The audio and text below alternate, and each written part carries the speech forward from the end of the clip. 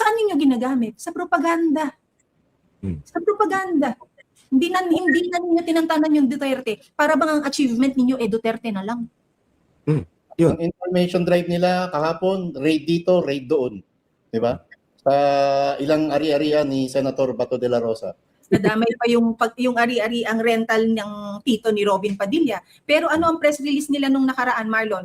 Alam na namin kung saan matutuntun si Bato de la Rosa. Bakit hindi ninyo puntuhin at puntahan mismo yung alam na ninyo?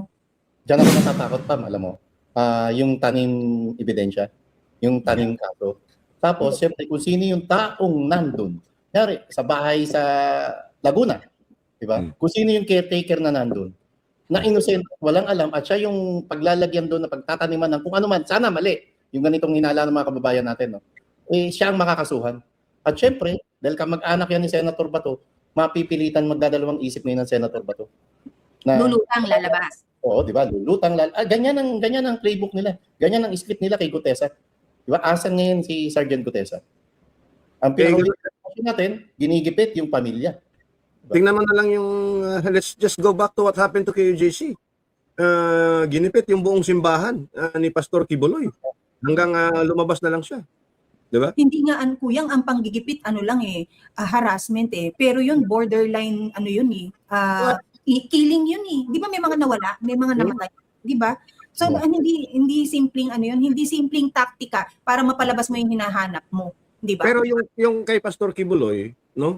Ang doon is merong local arrest warrant kasi may kaso sa local Di ba? And even the cancellation of his firearms licenses, may kaso kasi dito yung kay Bato, iba kasi walang kaso sa domestic courts natin. So how are you now calling this guy, Senator Bato, as a fugitive from justice when in fact, yung decision to deny him of the TRO did not declare na fugitive from justice si Senator Bato. And in fact, sa concurring opinion, separate concurring opinion ni Senior Associate Justice Marvic Leonen, sabi niya doon, hindi muna natin i-label na fugitive si Bato. It's too early. Kasi nga, meron pang dinidesisyonan yung Korte Suprema Bakit di minamadali talaga sila? Ano bang mawawala sa Pilipinas pag antayin mo muna yung Korte Suprema? At dineclare pa na armed and dangerous itong si Senator Bato. Can you imagine? Walang kaso dito sa Pilipinas, walang warrant sa Pilipinas, tapos i-declare mo yung isang tao na fugitive from justice, invoking the fugitive disentitlement doctrine na hindi pwede. Pangalawa, bakit mo hindi hinihintay yung Korte Suprema at minamadali mo? Di ba? O bakit mo sinusuway, no? Supreme na yan. Kaya nga tinawag na Supreme, angat sa lahat ng nag-i-interpret ng batas, di ba? Susunod ka kapag yan ang nagsalita. Pag yan ang sumuway, susunod ka. Pero bakit nasasaway sila?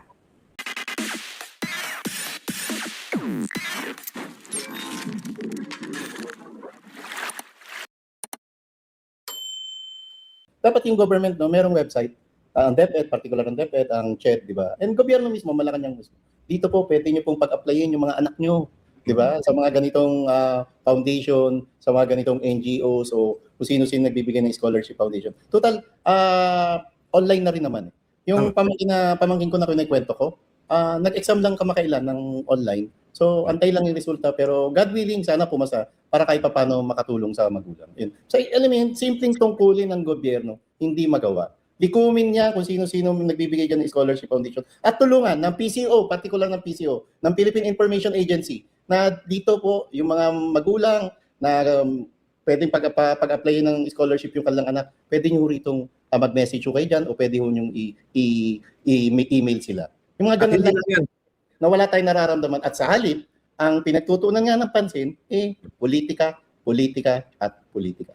At hindi lang yan, Marlon. No? In fact, may kausap ako, I think, it was a year ago, na isang principal din. At nag-usap-usap kami about that. No? Sabi ko, why can't the government establish, by law, yung parang malasakit center na lahat ng mga nagpo-provide ng scholarship, nandoon na sa isang kiosk, bawat university. No, na halimbawa, enroll ka sa isang university, pupunta ka sa isang kiosk na yon na parang malasakit center. Kasi sa malasakit center, nandun na yung PCSO, DOH, no, di ba? Lahat ng mga tutulong sa iyo, no? In one, parang one-stop shop. Dapat merong ganun din, bawat eskwela, na parang one-stop shop for scholarship. Hindi naman yan masyadong mahal. It will not take you, billions to ano. 10 billion ang pinamamahagi nating ayuda na alam naman natin ginamit lang pang vote buying. Ito ang tunay na ayuda. Ayuda para sa kinabukasan ng ating mga kabataan. Ayuda para sa edukasyon. Di ba? Lalo kung matatalino yung bata. Walang ganyan na nangyayari sa isang administrasyon na ang iniintindi sarili nilang bulsa. May magnanakaw ba sa bansang ito na tumulong? Meron ba? Si Meron. Bongbong Marcos, sige sabihin na natin si Bongbong Marcos, naalala niyo yung mga jeepney driver sa DSWD, nagtrending yung isang matanda doon na umiiyak. Ang sabi niya hindi ho namin kailangan ng ayuda. Ang kailangan ho namin trabaho. Di ba yun ang hiningi? Nag-trending yun. And then, there is this content creator, a very well-known vlogger, na tinulungan siya, and then natanong ng vlogger na yun, magkano po ba yung ano? Kasi pinahanap daw yung matandang yun kay Rex Gatchalian ng DSWD at may inabot na envelope. No? So, doon tinanong ng vlogger na yun, magkano ba nakuha mong tulong kay Bongbong? 15,000 po. Saan ka dadalhin ng 15,000? And why would you extend 15? Kung 15,000 sa bilyon na ninakaw mo, lahat ng jeepney drivers na yan, matutulungan mo tig 15,000 mula mismo sa Pangulo. Napakagandang press release nun, di ba? Mula mismo, personal na tulong ng Pangulo, 15,000 each. Wala. Hindi mo kahit na magnanakaw. Long term. Yung long Ano term. yun, Marlon? Sorry, nakasabay ka sa sinasabi ko. Ano yun? Maganda yung sinasabi mo, Pam, di ba? Yung ganyang kalaking amount. Pero mas maganda kung long term yung programa. Wala nga long term. Because if you do it long term, ibig sabihin, fixed na yan sa budget na aalokasyonan mo at ayaw nila yon. Let's wait for Inday Sara. I know she will champion education kapag Lalo, naging DepEd Secretary siya. Padaanin niyo lang ako. Sabi ni Julie Baby, Sir Marlon, in fairness, may ganyan din na info drive ang government. Matagal na pero need lang siguro nila mag-advise ng very advanced. So nasaan? Napakasimple lang. Information drive. Information dissemination. Napakasimple lang. Yung ganyan gagawin nyo. Nasaan kung meron nga talaga? susugan ko yan ha, because si Rowena, si Candy Crusher, may nakukuhang tuition fee na libre, yung bunso niya na 30K from OWA.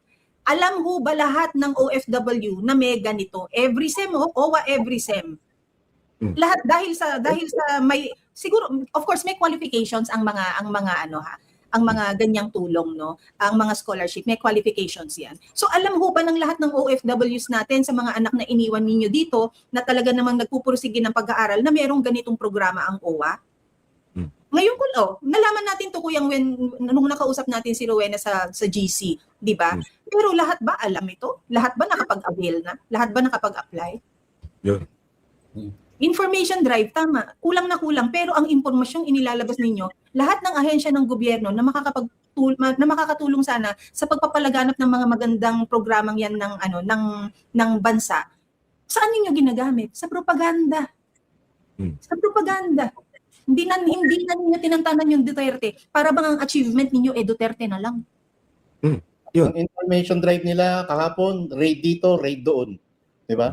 Sa ilang ari-arian ni Senator Bato de la Rosa. Nadamay pa yung ari-ari ang rental ng tito ni Robin Padilla. Pero ano ang press release nila nung nakaraan, Marlon? Alam na namin kung saan matutunton si Bato de la Rosa. Bakit hindi ninyo puntuhin at puntahan mismo yung alam na ninyo? Diyan ako natatakot, Pam, alam mo. Yung tanim ebidensya, yung tanim kaso. Tapos, siyempre, kung sino yung taong nandun. Nyari, sa bahay sa Laguna, di ba? Kung sino yung caretaker na nandun, na innocent, walang alam, at siya yung paglalagyan doon na pagtataniman ng kung ano man, sana mali, yung ganitong hinala ng mga kababayan natin, no? Siya ang makakasuhan. At syempre, dahil kamag-anak yan ni Senator Bato, mapipilitan magdadalawang isip ngayon ng Senator Bato. Lulutang lalabas. Oo, di ba? Lulutang ganyan ang playbook nila. Ganyan ang script nila kay Gutesa. Di ba? Asan ngayon si Sergeant Gutesa? Ang pinaka natin, ginigipit yung pamilya. Tingnan mo na lang yung, let's just go back to what happened to KUJC. Ginipit yung buong simbahan ni Pastor Kibuloy. Hanggang lumabas na lang siya. Diba? Hindi nga kuyang ang panggigipit harassment pero yun borderline killing yun Di ba may mga nawala, may mga namatay, di ba? So hindi simpleng hindi simpleng taktika para mapalabas mo yung hinahanap mo, di ba? Pero yung kay Pastor Kibuloy, no? Ang doon is merong local arrest warrant kasi may kaso sa local . 'Di ba? And even the cancellation of his firearms licenses, may kaso kasi dito eh. Yung kay Bato, iba eh. Kasi walang kaso sa domestic courts natin. So how are you now calling this guy, Senator Bato, as a fugitive from justice when in fact, yung decision to deny him of the TRO did not declare na fugitive from justice si Senator Bato. And in fact, sa concurring opinion, separate concurring opinion ni Senior Associate Justice Marvic Leonen, sabi niya doon, hindi muna natin i-label na fugitive si Bato. It's too early. Kasi nga, meron pang dinidesisyonan yung Korte Suprema eh. Bakit di minamadali talaga sila? Ano bang mawawala sa Pilipinas pag antayin mo muna yung Korte Suprema? At dineclare pa na armed and dangerous itong si Senator Bato. Can you imagine? Walang kaso dito sa Pilipinas, walang warrant sa Pilipinas, tapos i-declare mo yung isang tao na fugitive from justice, invoking the fugitive disentitlement doctrine na hindi pwede. Pangalawa, bakit mo hindi hinihintay yung Korte Suprema at minamadali mo? Di ba? O bakit mo sinusuway, no? Supreme na yan. Kaya nga tinawag na Supreme, angat sa lahat ng nag-i-interpret ng batas, di ba? Susunod ka kapag yan ang nagsalita. Pag yan ang sumuway, susunod ka. Pero bakit nasasaway sila? Ito pa, si Senator Robin Padilla, nirekomenda nakakasuhan ng obstruction of justice. Anong obstruction of justice? Walang ang kaso dito. Doon kayo sa ICC mag-file ng kaso, kung gano'n. Ang pati naman gipit, no? Tapos ang masaklap dyan, yung chilling effect. Siyempre, yung mga kababayan natin, sa halip na lumabas ang kalsada, sa halip na manguna, o mag-organisa para magpahayag ng kanilang diskontento sa administrasyon, matakot na rin. Kasi yung isipin ng mga yan, kung yung mga kilalang tao nga, yung mga senador nga, kinakasuhan, kami pa ba? Kasama yan sa script nila, yung ginagawang panggigipit sa mga kilalang personalidad na kritiko ng administrasyon. Again, hindi mawala sa isip natin, no, sinasabi nga dito sa comment section na para may maisona lang. But then hindi kasi kasona-sona yung achievement for the day.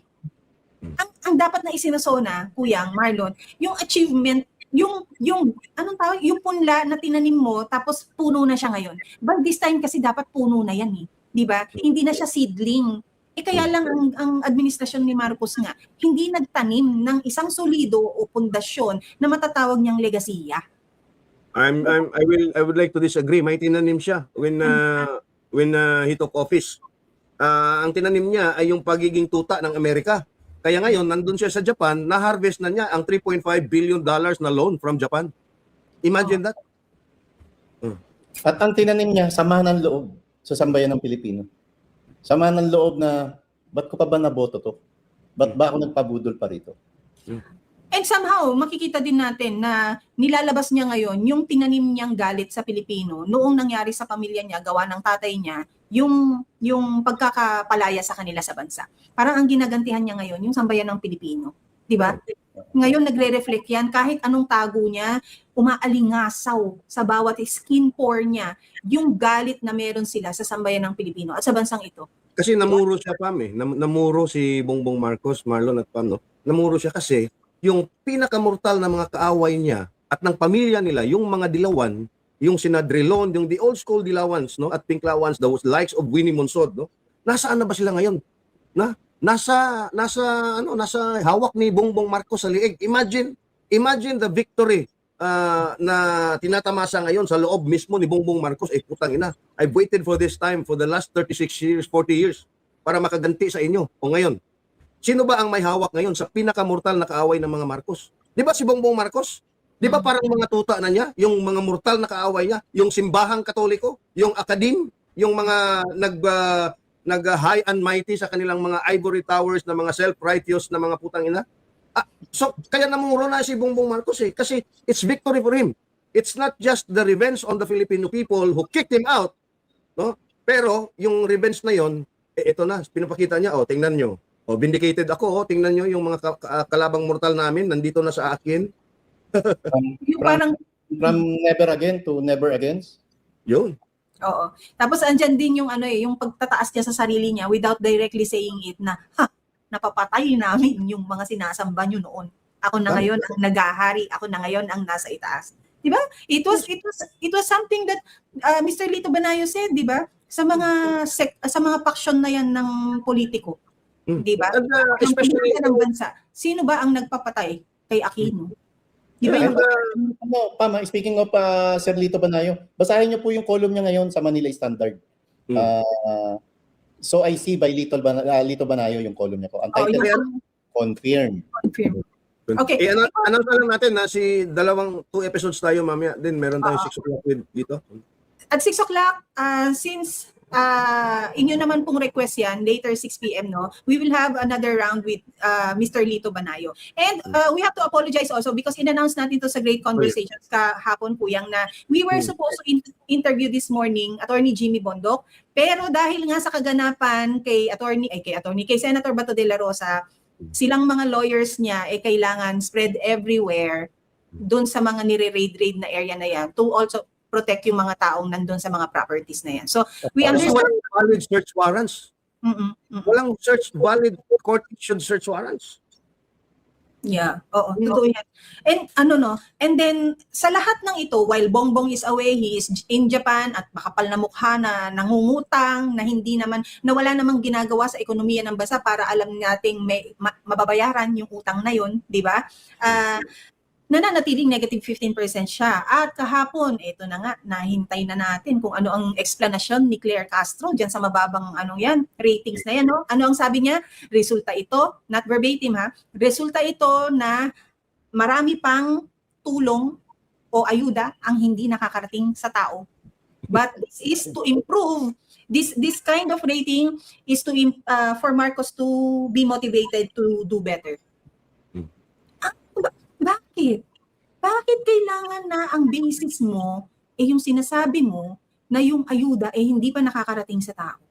Kaya mababa yung rating. Para magamit niyo yung pondo at makapagnakauli kayo.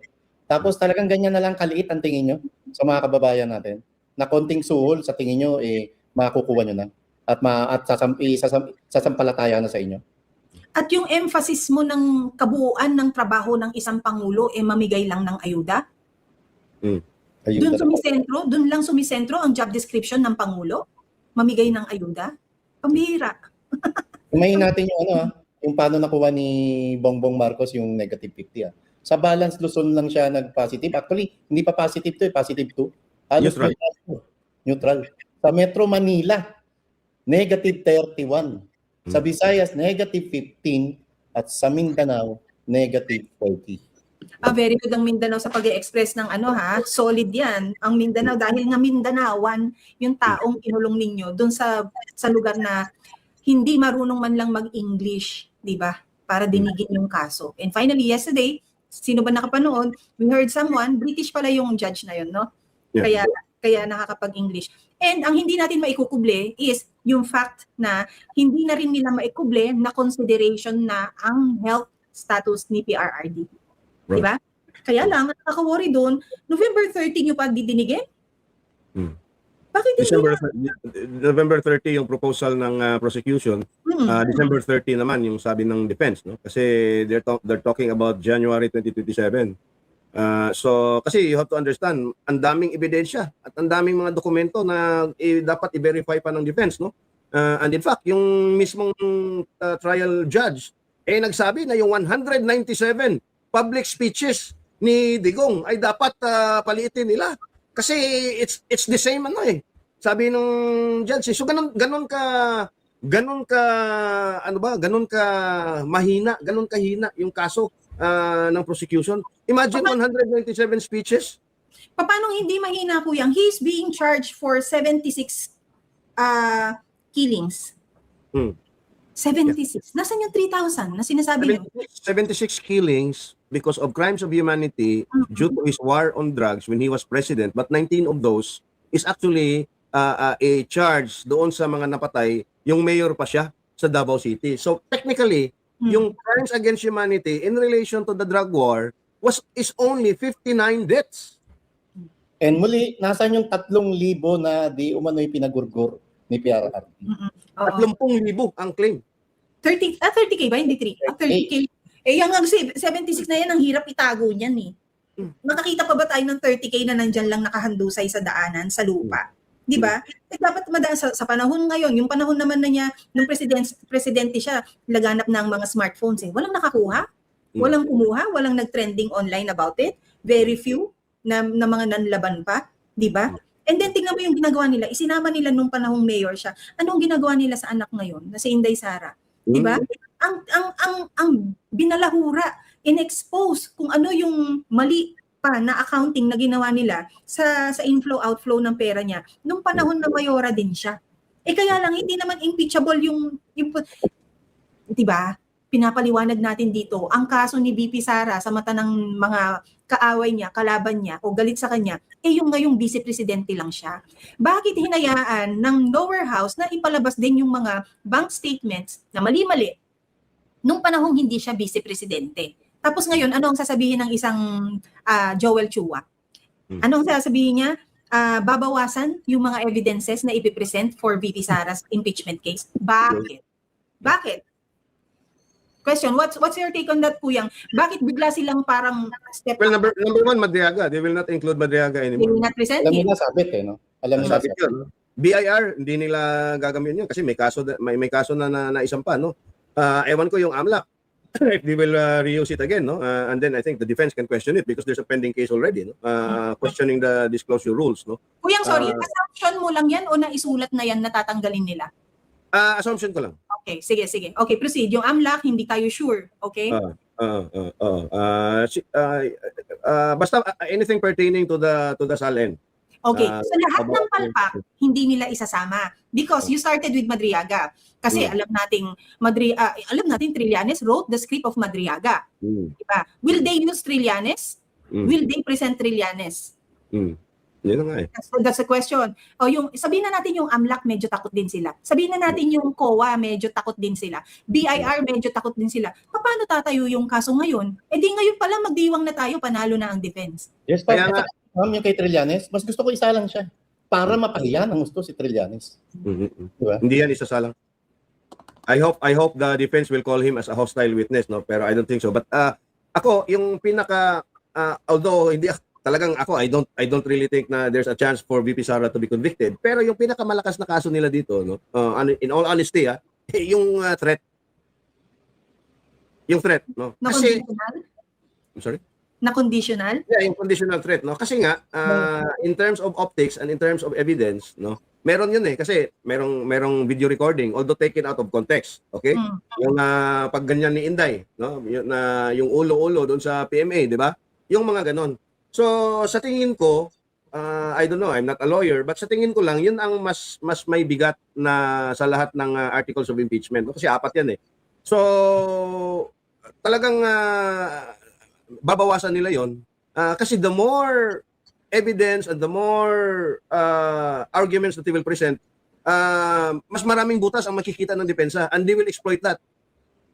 Ako yung ibi, no? Sa death threat. Ano gagawin nila? Tanim witness? Mag-represent sila ng kunwaring witness na di umano'y inutusan ni VP Sara, pinagbilinan ni VP Sara. And kahit mag-present sila ng ala Madriaga, kailangan i-prove ng tanim witness na to kung paano siya kinausap at sino kumausap sa kanya at anong napag-usapan nila. Dahil sigurado ko, lahat ng isasampa nilang kaso sa impeachment kay VP Sara, puro laglag, puro basura.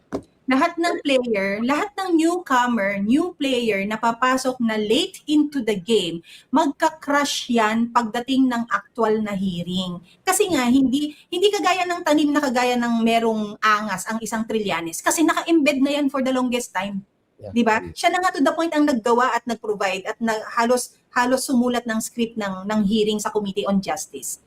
Diba? Parang kasi lahat ng tono, consistent yung tono sa tono ni Trillanes ever since he started hating on Digong. So ngayon ka magpapasok ng bagong player, ng bagong witness na ako yung hinire para gumurgor kapag nawala daw yung ganito, ganyan. Ano yan? Bibigay yan. Ma-expose yan. So And I don't think they will present a witness na sila yung assassin na hinire ni Inday. They will Kuyang, sabi nila, ilalabas nila yan, di ba? You have to remember, no, yung threshold of conviction and acquittal in an impeachment trial is not the same as the threshold on a criminal case na beyond reasonable doubt, no? Kasi nga it's a political process. So they are banking on the idea that they can sway the emotions of the senator enough no, for them to convict the VP. Again, it's all about optics. They are doing a corona, hoping na makonvict si Inday based on the documentary evidence, the testimony of their experts. Kumbaga, if only to be disproved by the Sandigan Bayan in a criminal case, no, 10, 12 years later. They are hoping na makakalimutan ng taong bayan at ng mga senador ang ginawa nila kay Trillanes. And then again, this is actually insanity because again, as Einstein said, insanity is doing the same thing over and over again, expecting the same result. And that is the reason na hindi, zero chance talaga na makonvict si Inday sa lahat ng mga ebidensya at mga argumento na zero. Sabi mo, Kuyang, patunay lang na pagsasayang lang ng pera ito. Yes. Patunay lang na pagsasayang lang ng oras. Mas marami pang dapat i-priority ang Senado at muli, mas importanteng pag-usapan ang flood control scandal kaysa dito sa basura at rehas na impeachment laban kay VP Sara. Ay, tama lang natin ng konti, Kuyang. Yung insanity, yung doing the same thing over and over again and expecting different result. Kasi lagi mo nasasabi. Sorry. Okay. Sige. Sorry. So, yun. Pangalawa, yung impeachment, no? Given na yan eh. Sabi ko, di ba? Na given na yan, ano na yan eh, accepted na nila na hindi na makukonvict si Inday. So, iririgalo na nila. Papahiyain lang. Papahayain lang si Inday, hoping na bababa yung kanyang trust or satisfaction ratings or whatever para magiging madaling tibagin yung kanyang support base in the 2028 elections. Yun na lang ang kanilang Para dun sa mga marurupok na mamamayan, mapaniwala pa nilang totoo yung sinasabi nila against Sara. Yes, because if you look at the numbers and the rules of the Senate, it will take 16 votes to convict. Kahit yung 13 na yan, ikulong mo yan. No? An abstention is also a vote not to convict. At kahit hindi nila i-grant yung online yung online rules na pwede ka mag-vote online. Okay. Yeah. So ano ngayon ang ultimate objective nila ngayon at bakit gusto pa rin nilang makuha yung Senate majority? Because of the flood control. Because of the Blue Ribbon. And mind you, sinabi na ni Alan Peter Cayetano during their last session, they have now convened the commission or reconstituted the Commission on Appointments. So I expect na ipapatawag nila yan. I expect na isosomon ng Commission on Appointments yan. Yung mga acting secretaries dyan. So eto, alam mo, Pam at Marlon, yung CA hearing na yan, hindi lang natin napapansin yan. Grabe ang revelations dyan. Si Erwin Tulfo doon nabisto sa kanyang fraudulent act of obtaining a US citizenship. Kaya hindi siya na-confirm. Ang daming nabisto doon sa mga confirmation hearing sa CA ng mga cabinet secretary. At sigurado rin ako, maraming naka-line up na oppositors. Of course. It's Actually, a question of accountability. Yung pagiging ate ni Senator Amy Marcos sa kapatid niyang presidente ngayon, kasi pag ate ka, di ba, ang gagawin mo, hindi nagpe-perform yung bunso, hindi nagpe-perform yung kapatid ko, itama ko nga. Kaya lang, sa kagustuhan niyang maitama at gawin yung mga pagkukulang ng kapatid niya, mas lalo niya nabubuking na mali or nasa mali or walang ginawa lalo yung kapatid niya. O sige ngayon, no, sabi mo nga, okay na ang Committee on Appointments, CA, di ba? So isasalang ngayon lahat ng mga cabinet na ina-assign niya or tinatalaga niya, no? Tapos later on, kapag merong mga ganyang issues, di ba isa lang ang mag-no dyan, hindi mako-confirm. Tama ba? Mag-invoke ng Section 20. Oo, isa lang, di ba? Hindi mako-confirm. O sabihin na natin, sino ang pinakamay pinakamay issue? So Ralph Recto will have to sasalang yan, di ba? Ano ang issue niya ngayon? Bago ka maisalang, napakarami nang nakabinbing kaso sa'yo. Tatlo. O di ba, magiging issue yan. Di ba? Tapos pangalawa, hindi ka pa naisalang, gumawa ka na ng mga kalokohan. Di ba? Anong kalokohan? Hindi ba't kalokohan na kinuha mo yung pera ng PhilHealth? Hindi ba't kalokohan na kinuha mo yung PDIC? Ano pang kinukuha mo na hindi natin alam? Na alam ng CA. Binalik nyo nga yung pera ng PhilHealth, pero saan pa rin galing? Sa pera ng bayan. Pero yung mga kinuha nyo na nauna, hindi nyo na sinuli. Si Matibag ba dumadaan sa CA? Hindi. Pero yung Justice Secretary Vida, I think yung dalawang unahin dyan is Ralph Recto, DOJ Secretary Vida, and Vince Dizon. Because of the corruption on the DPWH, that's Dizon. because of the alleged corruption and the cases and the unconstitutionality of the GAA and the tatlo, apat yan na General Appropriations Act. That's why ipapatawag si Recto because siya yung nag-issue ng admin order para likumin lahat ng mga GOCC excess funds, quote-unquote, no? At i-channel doon sa unprogrammed appropriation. So patatawag yan. Si Secretary Bida, ipapatawag yan because of what happened doon sa Senado. Number one, because NBI is directly under the Department of Justice. So yung tatlo na yan. So ano nila yon? It will be on them pagdating sa CA kahit hindi sila gumawa. Aakuin nila yan, Pam at Marlon, precisely because they want to shield the president. Nakita na natin yan yung ginawa ng OSG. Nilaglag si Amena Pangandaman na hindi na kailangan ng authorization ng president. DBM has all the leeway and the discretion to disburse the unprogrammed appropriations. If only to shield. Kahit tingnan mo, kinote pa nga ni Justice Leonin yun, yung specific provision doon sa administrative code na lahat ng unprogrammed appropriations dapat may nakalaang pondo na at dapat may approval ng presidente. Pero the Solgen insisted na no, the GAA itself has commanded the DBM has all the authority to disburse those funds, no? So kaya they will do everything to shield Bongbong Marcos. Ginawa din nila sa BRC yan eh. Ginawa din nila yan sa Blue Ribbon Committee hearing. Ano yung project na yun, Marlon? Save the King? Protect the King or Save the King? Operations Save the King. Oplan Save the King. Oplan Save the King. Ako, but this king will not be the one to save you until the end. Yang king na yan ang unang-unang tatakbo, tatalikod sa inyo pagdating ng panahon na talagang galit na ang maraming tao. Yang king na yan ang merong eroplano, helicopter, at meron ng somewhere around the world, mapagtataguan niya. Pero ikaw, Claire, pero ikaw na kung sino pang yumayakap at nagkukonsinte sa kalukuhan ng presidenteng yan, nga ka, iwan ka dito, iyak ka, awit, sabi nga nila. Diba? Promise. Unahin ko pa ba kayo? Aalalahanin ko pa ba kayo? Kung ako ang mastermind, iwan ko na kayo. Di ba? Because we have to remember, Pam and Marlon, no? Nung in-interview si Senator Amy Marcos, pinangalanan niya ang involvement mismo ni Bongbong Marcos at ni Sandro Marcos doon sa, at ni Martin Romualdez, doon sa Blue Ribbon Committee investigation.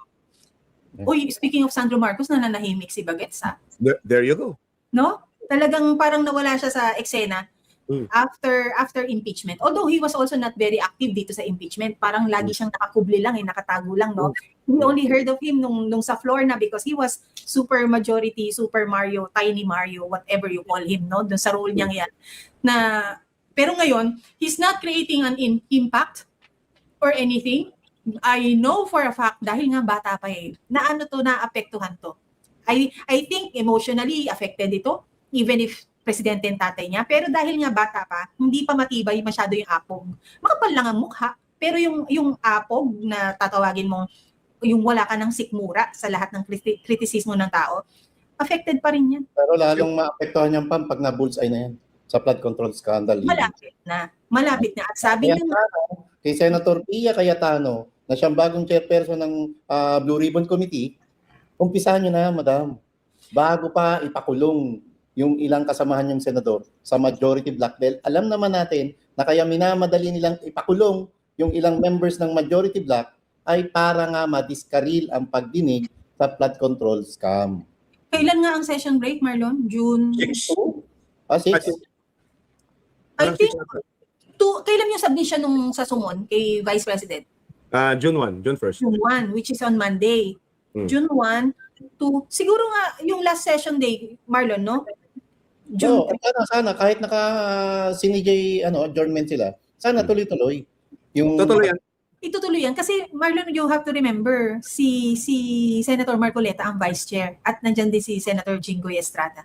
Tama ka pa yung June 6. June 6. May mag-adjourn sila ng June 5. So, sana tingnan natin kung anong mangyayari pa, no?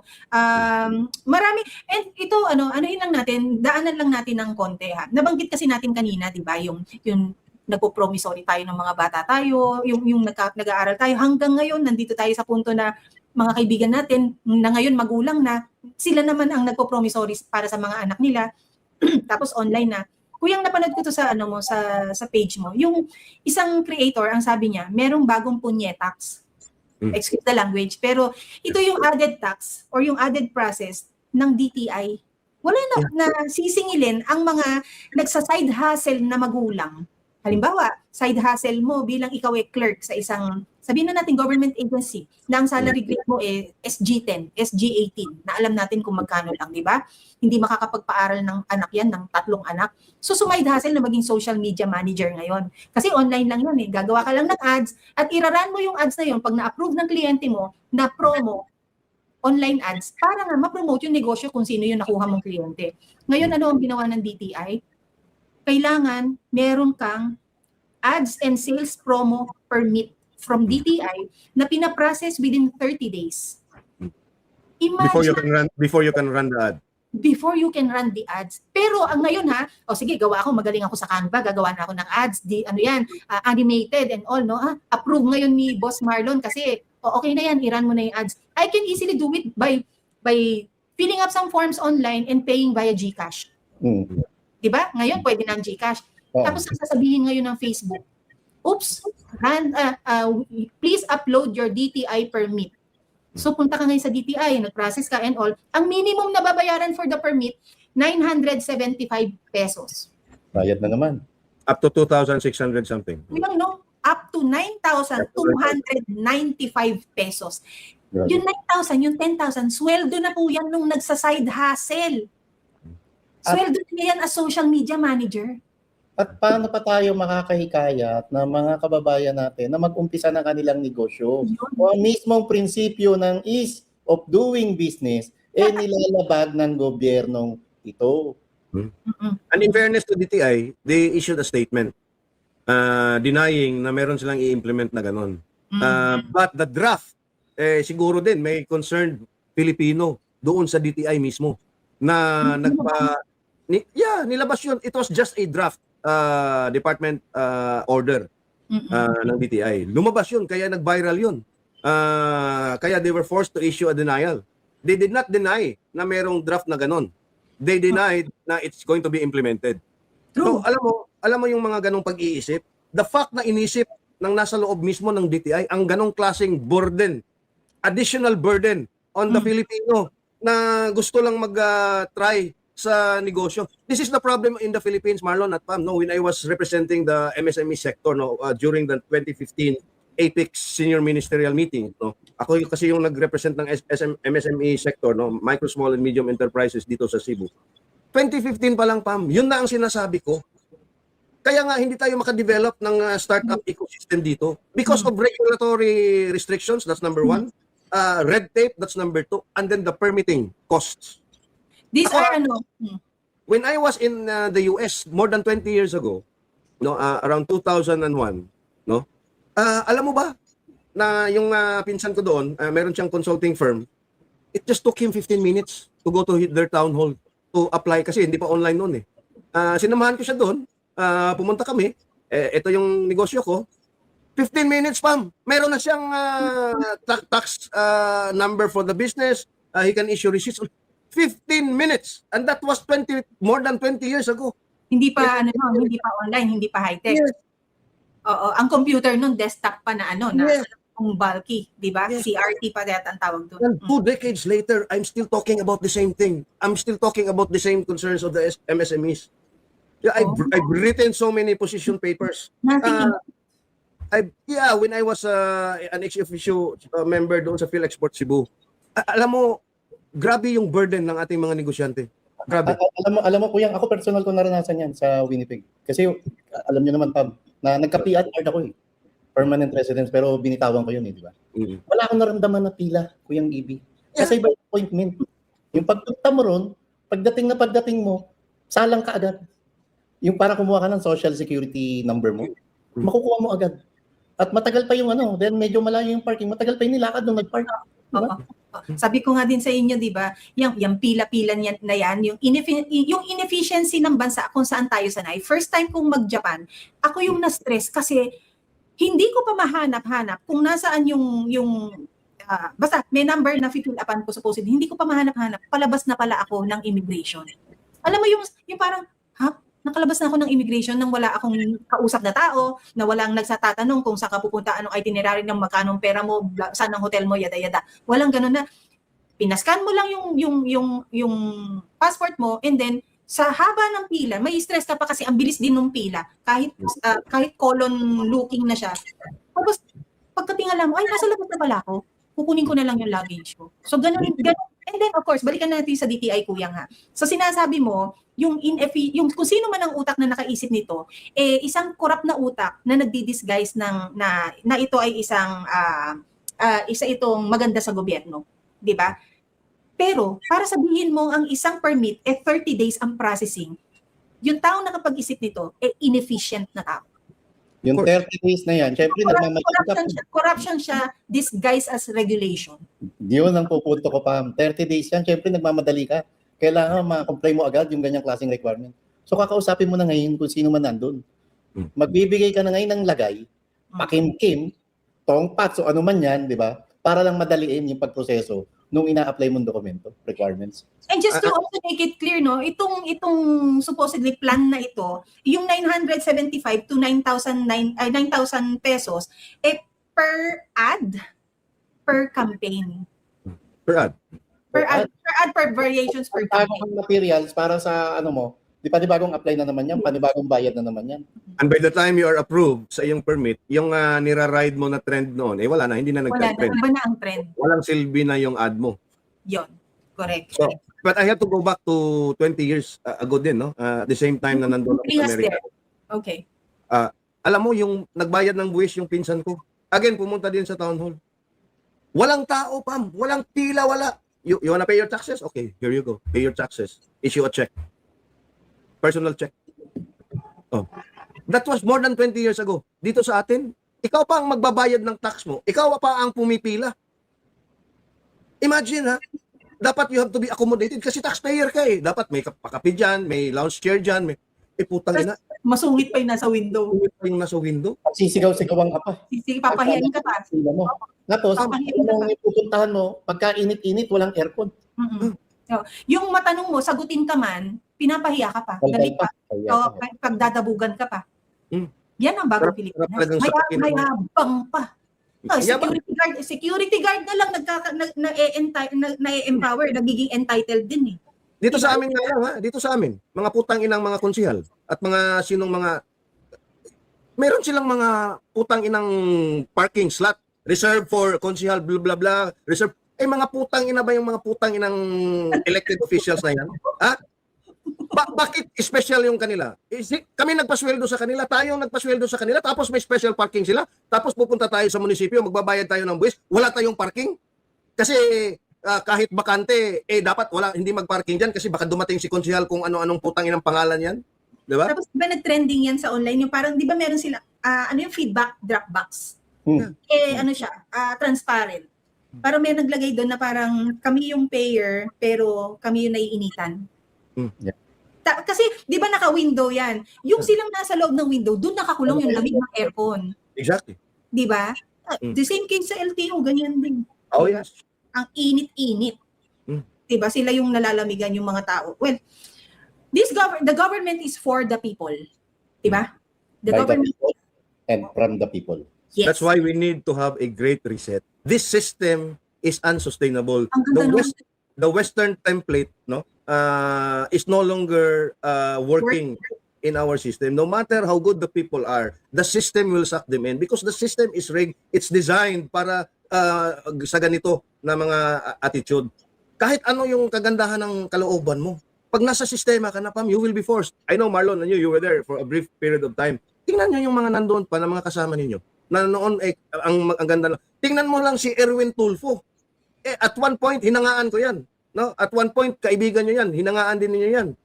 Pero nasaan na yung isang Erwin Tulfo ngayon? At naglabasa na nga yung kanyang mga pagmumura doon kay Ontiveros at kay Trillanes. Pero nasaan na yung isang Erwin Tulfo ngayon? And this is the problem now. It's a systemic problem. Pag naupo si VP Sara, we have to lobby for a meaningful constitutional change and the change of the form of government. Only then can we be, comfortable enough that down the line ay may mangyayaring maganda sa ating bansa. Absent that, kahit ilang Duterte pa yan ilagay mo, pag ganito pa rin yung system. Tingnan mo si Mig Zubiri. Tingnan mo yung kakupalan ng walang hiyang yan. After sila nag-walk out, umuwi sa Bukidnon. Putang ina, Bisaya siya. Kahit Bisaya, binabasa pa niya. Hindi pa niya ma-pronounce na mangayo kog pasaylo. Sabi pa niya pasaylo eh. Ano bang katarantaduhan niya at sinabi pa niya na legal strategy daw yung kanilang pag-walk out? Can you just imagine? You were once a Senate President. Tapos sasabihin mo legal strategy yun? Hindi ako nakisama sa new majority kasi trinidor ako nila noon nung ako pa ay Senate President. Can you imagine? Ibig sabihin, and this is what I've been saying all along. The system is rigged. If we do not change the system, kasi at one point, hinangaan din natin si Migs eh. Di ba? Nung nasakripisyo siya bilang Senate President kasi ayaw niyang i-push yung People's Initiative to amend the Constitution. Pero nasaan na si Migs ngayon? Di ba? Sad. Wala. So sad. Pag nabenta na yung prinsipyo, di ba? Wala na. Kain suka. Ay, well, of course, kuya, nabasa ko yan, di ba? Article yan ni Prof. Malutikia, yung We Need the Great Reset. Tama ba? Yeah, and then si Justice Tiham also wrote something like that. Oh, something similar, no? Yes. This Great Reset will be accomplished under a Duterte leadership. Kaya nga ayaw nila si Inday because kapag nag-reset, sa tingin mo ba magiging relevant pa ang mga oligarko? Wala na. The system, Pam ko yung the current system is built to please the oligarchs. Mm. Diba? Kapag yan ni-reset, the new system will be about the citizenry. Diba? Hindi na about the oligarchs. Sa Great Reset na inaabangan natin o yung pinapangarap natin, ang oligarko hindi naman natin mapapatumba yan. Pero dapat hanggang dito lang kayo. Hindi kayo pwedeng makialam sa pagpapatakbo ng gobyerno. Ang lahat ng obligasyon ibigay nyo para sa gobyerno, particular yung pagbabayad ng tamang buwis. There you go. Marlon, hanggang dyan lang kayo kasi beyond this, Yes. para sa tao na. This is the difference between the capitalist system of China and the Western model na inadapt natin. Kasi sa China, pwede ka maging bilyonaryo, pwede ka magnegosyo. Pero when it comes to state policy, wala ka dyan, wala kang influensya. It's the government. Dito iba eh. Sa Amerika ganun din eh. Campaign donors. Dito iba ko yan. Executive secretary ka, sasabihin na wala ka na, tanggal ka na sa pwesto, at ang tatawag sa'yo, oligarko pa. Oligarko. Yan ang gobyerno ng Bongbong Marcos. Ito, case in point, Marlon at Pam. Ano bang sabi ng Meralco? Kasi alam natin, at ikaw Pam, ako din, no? At ang mga kaibigan ko, mga pinsan ko, they are now solarizing their homes and their businesses, no? Just to deal with the, kasi nakita na nila because of what China did, liberalizing the solar industry, na talagang medyo okay na mag-solar ka para makatipid ka sa bayarin sa kuryente. Anong sabi ng Meralco? Dapat i-regulate yung installation ng solar Kasi although the demand now, I look at the numbers of Meralco, the demand rose a bit, pero yung profits nila bumaba. Kasi if mag-adapt lahat ng may kaya ng solarization, solar rooftops, no? Matatanggalan sila ng kita. Totoo. 'Di ba? Oo. Mawawala sila ng silbi. So ngayon, sabi nila, ay i-regulate natin 'yan. Dapat may ganyan, dapat may ganito. Baka gusto na rin nila na pati yung solar, they want their hands on it kasi it's profitable eh. Now it's equal kasi ang dami, walang ni isang exclusive na solar provider ng mga equipment. It's everyone's choice. Ang daming choices, 'di ba? At ang galing, no? At ang dali. Ang gusto ng Meralco, i-regulate 'yan kasi ganyan. Pero punta ka sa China, hindi mo pwedeng sabihin 'yan. Didiktahan mo yung gobyerno. Uy, hindi pwede 'yan. Makukulong ka. Look what happened to Jack Ma of Alibaba, one of the richest Chinese. 'Di ba? Dito wala eh. So gustong ariin ng Meralco ang araw, kagaya ng inari ng Manila Water ang tubig. There you go. Ganun ba? O anong mangyayari sa Pilipino kung ganyan? Regulation. Yung mina na lang pa, Marlon, yung mina na lang, yung mining na lang, they are only taxed at 4%. May nakita ako, I think it was Rowena Guanzon who said this, and this is very, very practical and very, very revealing, no? Sabi ni Attorney Guanzon, I think she was the one who said this, bakit yung mining 4% tax lang? Pero lahat tayo, we're paying 12% VAT. Biro mo, kasi yung mining, it's very yung extractive way, destructive yan. Kasi pag natanggal mo na yung forest cover, natanggal mo na yung minerals, there's no way na ma-replace yan eh. Okay? So dapat mas malaki yung tax dyan. At yung ginawa ng Indonesia, dapat kopyahin natin. Na oy, hindi lang yung lupa padala namin. Tayo kayo ng factory dito. I-process niyo yung lupa, yung ore. Yung mining and processing dapat nandito na rin kasi dagdag employment yan sa mga kababayan natin. And dagdag kita yan sa gobyerno.